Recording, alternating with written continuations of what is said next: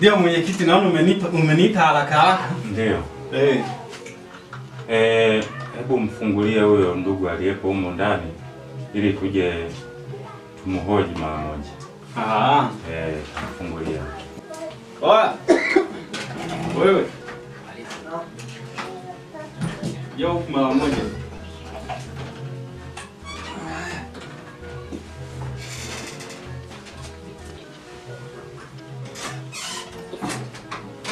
Kaa.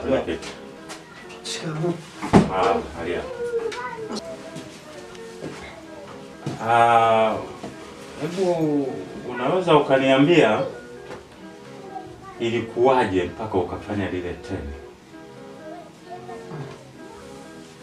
Mimi kwa kweli sijafanya. Yaani sijafanya kabisa, nasingiziwa tu. Kijana, unafahamu ukisema kweli hata sisi labda tunaweza tukakusaidia. Lakini kama utasema uongo usipofunguka itakupa shida. Hebu sema kweli, usiogope. Yaani wewe sema tupo tayari kwenye kusaidia. Wewe sema tu ukweli, maana ukisema ukweli utasaidiwa haraka. Maana mtu ukimweka wazi kuna njia zingine ambazo waga zinapatikana za kukusaidia. Huyu ndio mwenyekiti wako yule. Sema kweli, usifiche. Ili tuweze kuona namna gani tutakusaidia.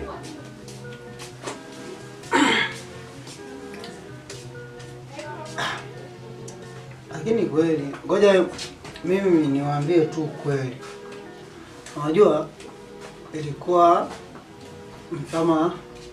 kama hivi.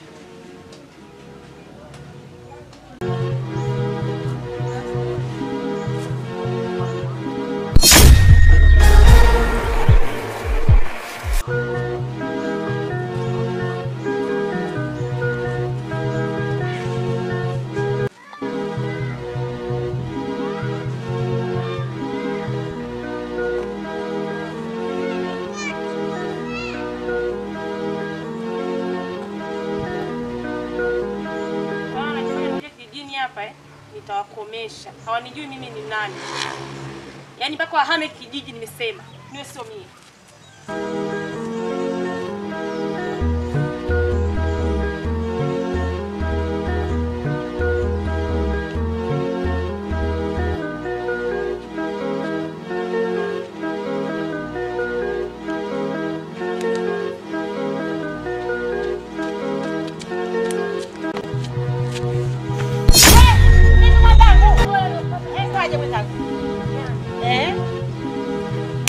Kitu kilichokuanza ili kwa tukio kupigia hapo. Yaani wanajua wenyewe. Kwa nini tutakomeshe? Yaani tufanye kweli. Yaani yaani hapo ndo mazuri halo. Unaonaje mwanangu? Yaani tumkomeshe mpaka ahame kijijini. Kwanza mimi anaponikela, kwanza aliponichosha. Yaani sipati kitu. Unaonaje ndugu yangu? Mimi naenda hivi. Kwa nini mimi naenda hivi? Lakini nimeshakwambia, sifuatie huyo. Lazima tukomeshe leo. Unaona? Angalia mimi nani? Mimi ni mwanani?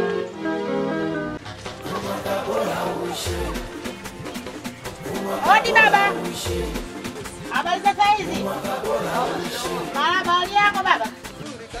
Asante baba, naomba msaidie vocha baba, sina hata 100.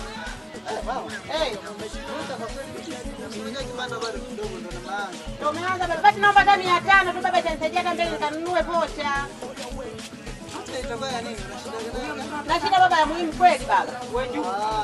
Nasikia tatizo baba. Na shida nayo baba, haraka sana naomba babangu nisaidie.